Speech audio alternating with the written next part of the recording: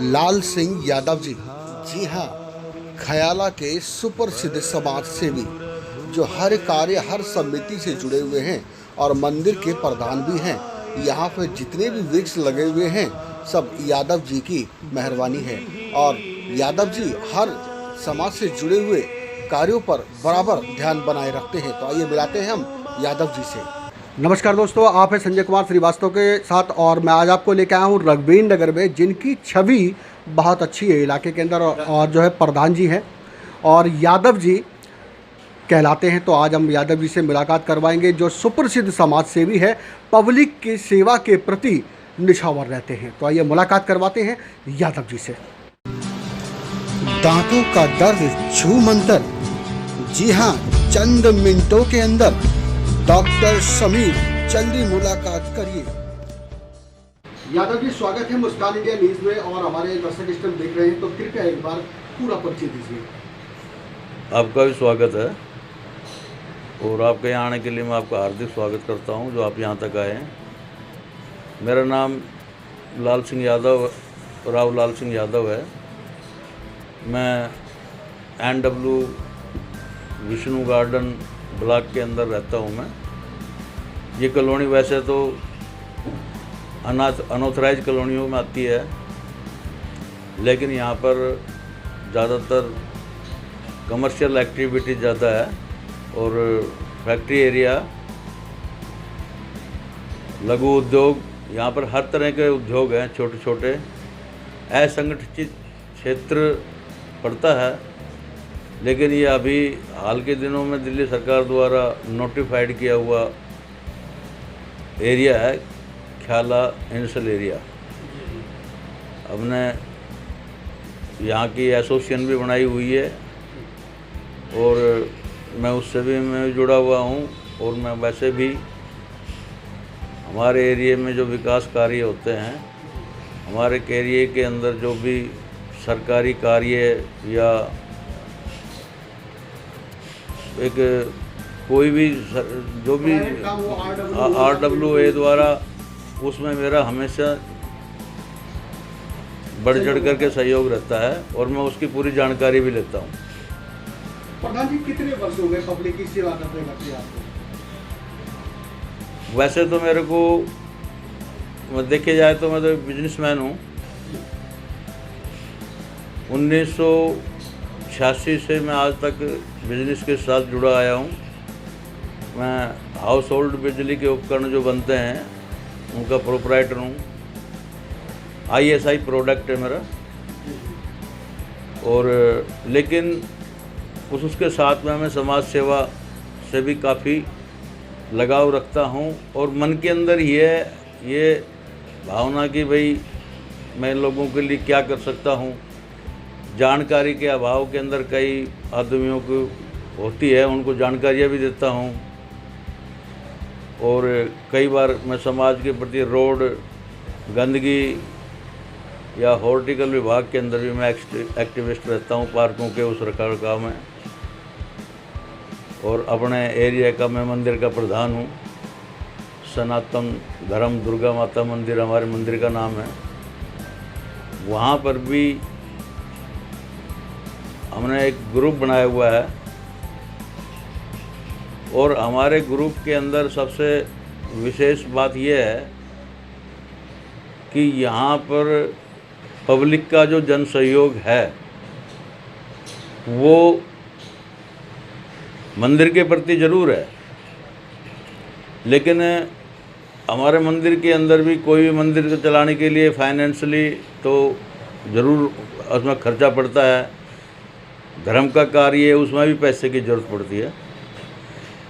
लेकिन हम कभी जब साल में 2-3 बार सिर्फ पैसे का पर्ची वर्ची काट करके पैसों का हम कलेक्शन करते हैं अपने मोहल्ले में घूम करके।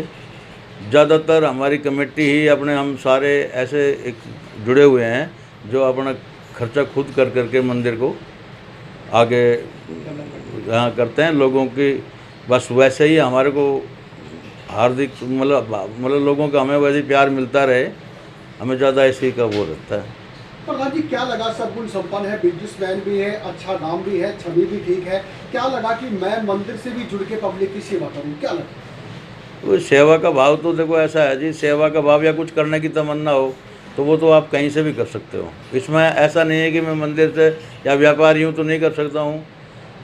एक बहुत हम गरीब, उससे पीछे गरीबी देखी हुई है, तो उससे भी हमें थोड़ा सा ये आभास होता है कि आज की तारीख में कुछ करा जाए, लोगों के लिए एक राह दिखाई जाए, तो कोई भी आदमी को बड़ा बल मिलता है।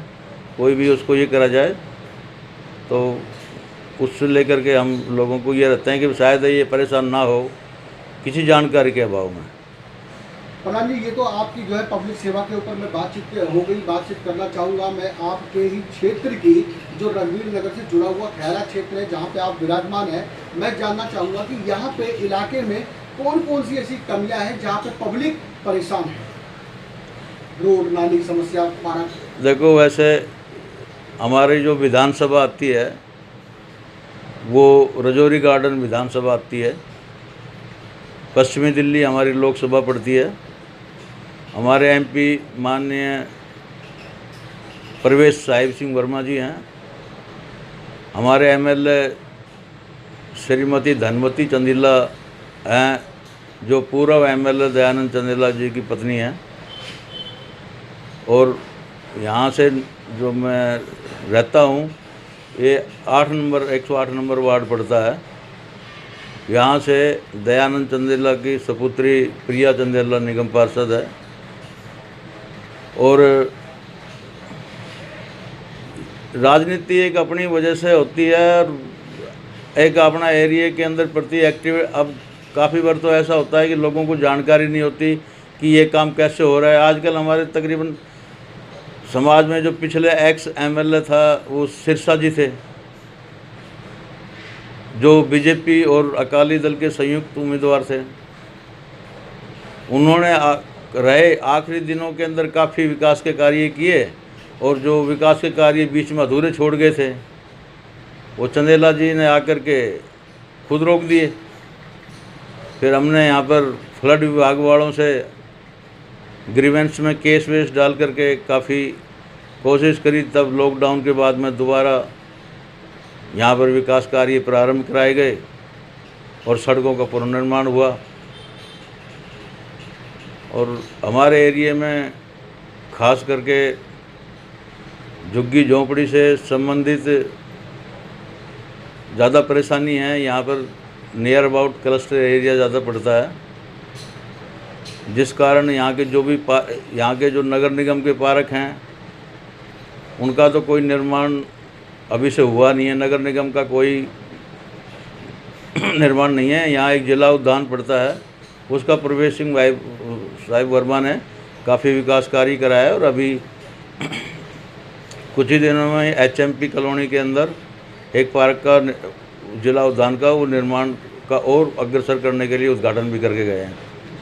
निगम द्वारा यहाँ पर कोई कार्य नहीं कराया जा रहा, ना हॉर्टिकल विभाग, ना सफाई के मामले में। यहाँ पर सिर्फ दिल्ली सरकार का फ्लड कंट्रोल वो काम करता है, कच्ची कॉलोनीकरण।